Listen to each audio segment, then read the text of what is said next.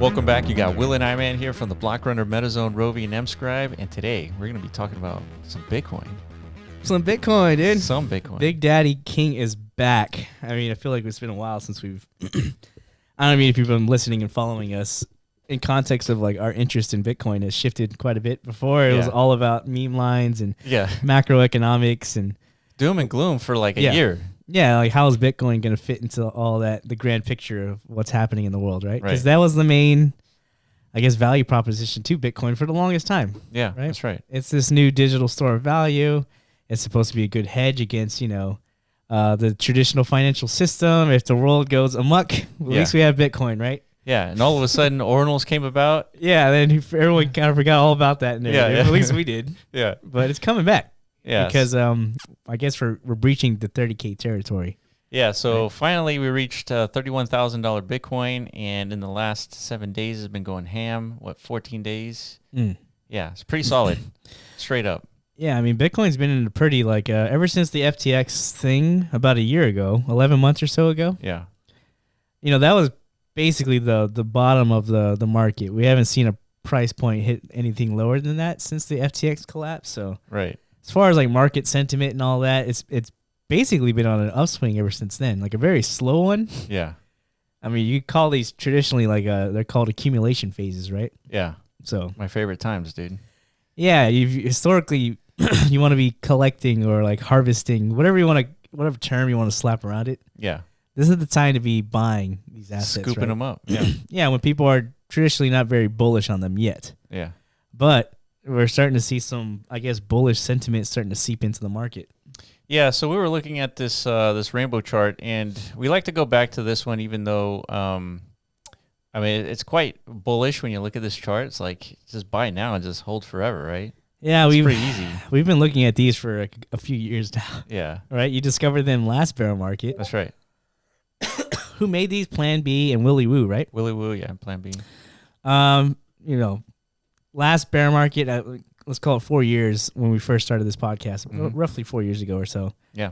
We found ourselves in a very similar, market phase. Yeah, literally right here. It's around $3,500 Bitcoin.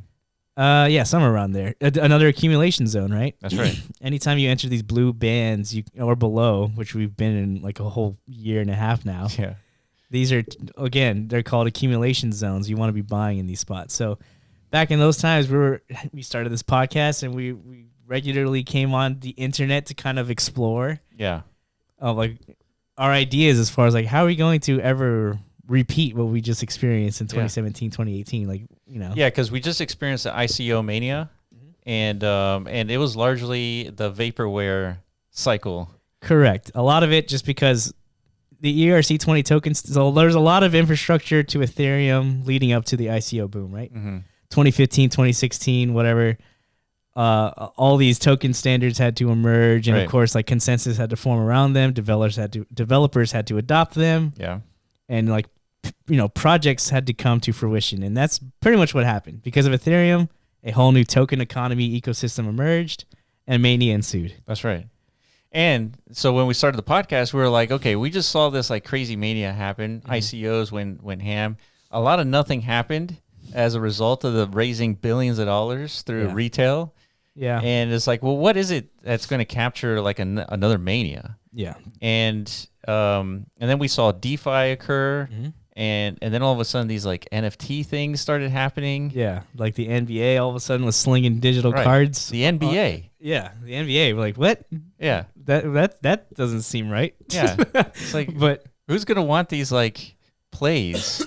Yeah, these little top shots is what they're called. That's right. Literally like highlight reels. Of cool moments in a game. The NBA was all over this shit. Yeah, they were just pumping them out like fucking, like nonstop. New highlight reels. Yeah, and they were selling packs, and those packs were going crazy. They were like selling for like $135 right off the bat. Yeah, so that was like kind of like the prelude to what we saw with 10K PFPs and stuff. That's so right. It's really hard in these types of moments where, like, when we're in that same moment right now where we see the signs, right? Something is definitely amok. There's like bullish sentiment creeping back into the market. Yeah. You know, SBF is and his whole gang is literally about to get like they're imploding. Yeah, they're about to get the ban hammer. of all band hammers on them. So, the industry's cleaning up. BitBoy's on his way out. Things like this. The market's cleaning itself up, right? Yeah. And we're nearing the halvening point if you see this green dotted line. Yeah, that's true.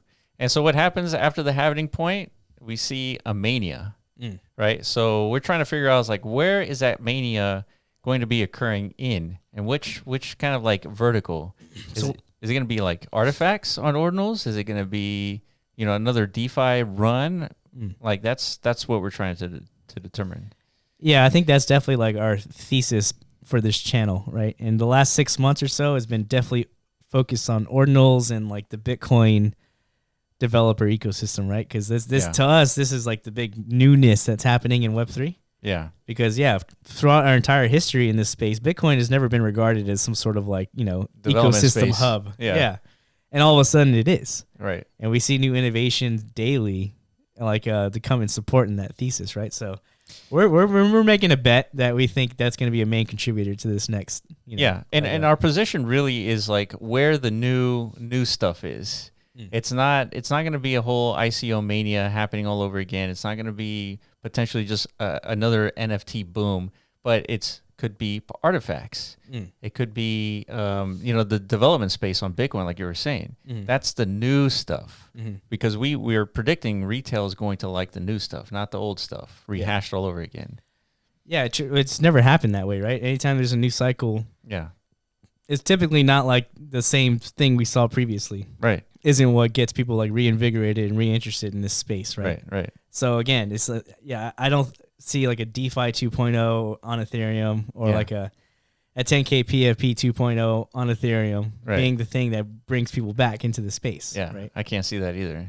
Correct. So that's why we're heavily focused on this ordinals and Bitcoin builder space, because now it's a whole new canvas to kind of unveil a whole new sector of product for Web3, right? So let's talk about that for a second. Let's break it down a little bit, because to somebody looking at what happened with NFTs on Ethereum, it's okay, they're just pictures on Ethereum, but we have pictures on Bitcoin. So why would there be interest with that? I think it's just because Bitcoin just has such a lead as far as awareness. There isn't as much. You don't need to sell people as hard about the value of something that's stored digitally, and then you're pitching to them in the same breath the value of I guess the immutability of blockchain itself. Right. And then everybody knows what Bitcoin is. You have to teach people these new layer ones every single time. Sure. What's Cosmos? What's Polkadot? Yeah. You're trying to recreate these same products on these new There's a lot of chains. teaching happening. You don't have to do that with Bitcoin. People aren't really going to care at the end of the day. All you're going to have to tell them is all these cool digital things. Yeah. It's on Bitcoin. It's really that simple. Right? Yeah, I think so. I think that's going to sell a lot of people. I think so too, because people already kind of innately want Bitcoin because of the digital gold narrative. It's as strong as it gets. Yeah.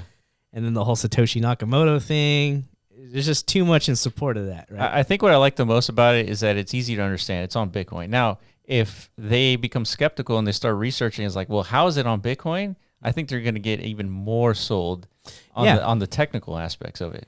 Correct. And then that introduces a vertical of a new narrative of all these things, that Justin Bieber and all your favorite influencers were doing 4 or 5 years ago with the NFTs on Ethereum. Yeah. Those actually weren't on blockchain. Correct. They were just, smart contract instructions to point at different to a server. Yeah. Yeah. So I mean, will the average retail consumer really care at the end of the day? Well, I don't think know. No, they may not care, but it won't be pitched to them as NFTs. They're going to be pitched to them as artifacts, which is a new thing. It's it's on Bitcoin. Correct. Right. So you might not have to go that deep into the nitty-gritty details and the technicals. Right? Well, I'm thinking about it from a marketing perspective, because once a Beeple comes in, he's not going to be slinging NFTs. He's going to be slinging artifacts. Yeah. And so the people are be like, what's an artifact? Yeah. It's oh, remember those NFTs things? They weren't on chain. Yeah. Now, artifacts are on chain. Yeah. I totally agree. So it introduces a new marketing vector, I guess, but as far as the actual product and stuff of what's going to be, it's going to be mostly the same stuff. Yeah. I'm assuming. So here we are again, dude. We're at the inflection point of where we've been in a bearish trajectory, and we're starting to feel a little bit more bullish future projections in unison, right? Do you think that feeling is largely due to the chart? Last year has just been sort of up, even though it doesn't feel like it's just been going up. It feels like it's been the same. Yeah, it feels like it's been crabbing pretty hard. Yeah. But it actually it's up 80% on the year. Yeah. Right? Let's look at this income shark tweet. Oh, yeah, here we go. Shout out to the income sharks. Seems pretty reliable here. Yeah. All right, Bitcoin up 82% on the year during 2 war conflicts, high inflation, rising gas prices, and high Fed rates. Yeah, so if you go back on our channel about a year ago, pre-FTX collapse, mostly what we were talking, this was the doom and gloom channel, to be honest. Yeah, it was. The block runner. You remember those days, don't you, TJ? I sure do. We wrote it on a whiteboard. No more doom and gloom. It got really bad at one point where we couldn't ignore the impending macro situation, right? Yeah. FTX collapse, Genesis, all these 3 arrows. Yeah. Well, that's just like on the institutional crypto side, but in the macro, real world economy side, we saw a recession coming. Yeah. We saw potential wars looming right after Russia started invading Ukraine. And then the CPI index was always going up, inflation up. And it's like, dude, how is Bitcoin going to handle all this? They need to stop this. We haven't gotten our bunker yet. Things like this. And Bitcoin hasn't hit 100K. Can you guys please relax out there? Yeah. So, but here we are. All these things are actually in full swing. Now we have multiple wars. And Bitcoin went up since then. Inflation's still kicking everyone's ass, and it's basically unaffordable to buy a house at this point. It is. Well, Bitcoin's still here, standing the test of time. Right. I wasn't expecting this, to be honest. Yeah. But so let's take a look at the chart here. We're still in way below where we're supposed to be according to this rainbow chart. Yeah, but let's not put too much emphasis into this, this rainbow here. Yeah. Just because, I mean, it's more just a guideline, right? It's not like a biblical tenet to abide by. Yeah, and I think the big takeaway here is that it's still along the trend, right? It's not crazy off. Yeah. Right. So, but yeah, again, it being below here is don't pay attention to the color so much, but the trend is still kind of matching. Yeah, I think it's important, I guess, to have context of always these the rhythm of Bitcoin, right? Because it's rhythmic. It repeats itself in every 4 years because it's designed to operate as such. At least in this beginning era where the whole network is kind of really dependent and reliant on these token economics set forth by Satoshi. Yeah, so this is where we enter kind of uncharted territory because something with ordinals and these fee structures that we have now, these incentive mechanisms for Bitcoin, we don't necessarily need the Bitcoin price to double every single 4 years. Yeah. Because of ordinals. Now people are going to be trading these pictures and those fees are going to be going to the miners, subsidizing everything that they're doing. Yeah, absolutely. The miners really want they want people to come build and develop on Bitcoin because it's good for them. It's good for the network, and it's infinite potential ROI for them because now it's just people are just trading amongst themselves and they reap all the rewards. Correct. Yeah. Versus waiting every 4 years to double, that's not as fun as. Yeah, and then as that timeline goes on, those rewards get minimized, right? And less and less and less, and now you're really you're asking a lot for from a macroeconomic perspective to kind of continue on this trajectory of the valuation of Bitcoin has to continue to double every 4 years, and you're saying, it's an exponential increase. Yeah, it is, which is not feasible. At some point, this all has to kind of taper off. Yeah, the rewards become that less I guess impactful to support the network. Yeah. So this whole something has to give support. Yeah. So it could be ordinals, it could be something else, it could be DeFi on Bitcoin, it could be all kinds of things that haven't been built yet, but it has to happen. It's something. Otherwise, what happens is these miners will just turn off their systems, and then the security would decrease. Correct. And that's not good for the confidence within the asset. Yeah, I totally agree. I think this has to happen because the whole industry of Web3, crypto, whatever, is reliant on Bitcoin. If Bitcoin doesn't succeed, just because of the innate token economics just runs dry down the line, there's not enough fees to go around to support the miners' support of this network, then all of crypto and Web3 is just failed in the future, in my opinion. So Bitcoin has to figure out its builder ecosystem, its infrastructure dilemmas, right, to support like more value creation. Yeah. So speaking of support, all spot Bitcoin ETF applications may be approved together. Crypto ETF experts predict. So there was a tweet by, I forget who it was, that ended up being incorrect, where they said that the spot ETF was approved, and it turned out to be fake news. And that's when Bitcoin started pumping. Yeah. And then it dumped, and then it's still high right now. Yeah, because now like the speculation is rampant, right? And this is typical buy the rumor, sell the news type stuff. Yeah. So the rumor is right now it's like this ETF approval is almost like It's imminent. it's in the bag. Gotta hope that's true, because like if it gets rejected, then you're setting yourself up for one of like the biggest sell-offs probably Yeah. of like all time, like Yeah. like a COVID level. Everything's down 70-80%. Yeah. It could.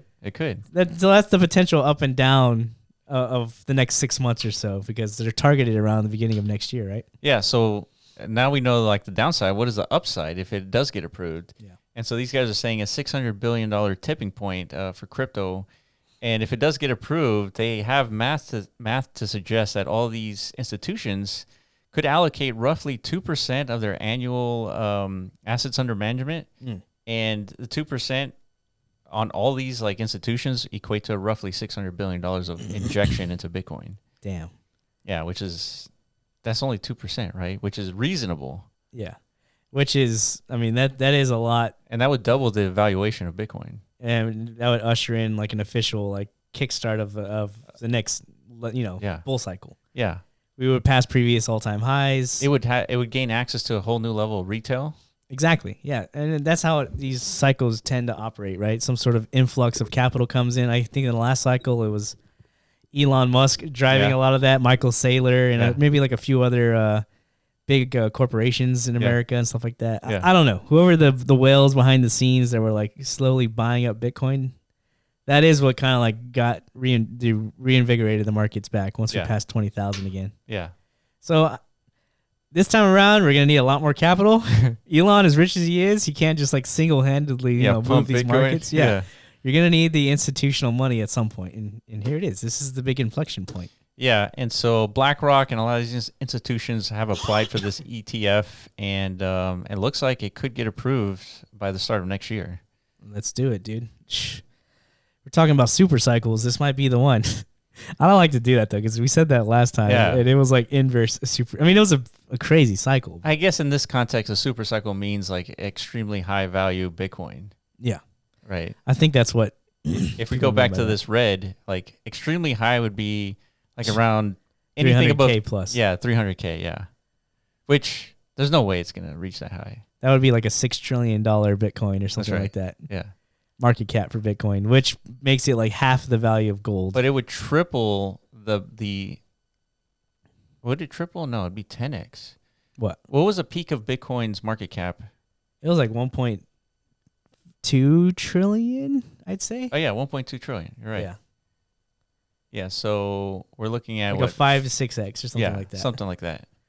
I mean, that's not unfeasible. That's definitely like one hell of a peak for the bull market, but that would signal a lot of things. Like for sure, institutional money is going to be everyone's going to want exposure. Yeah, there's a new level of confidence that we're not going to be seeing $20,000, $30,000 Bitcoin ever again. Yeah. Right. Yeah, so this is it, dude. I feel reinvigorated for sure, because it's not just this whole where does Bitcoin fit in the macroeconomics situation, and like where does it fit in everyone's boomer portfolios, stuff like that. Yeah.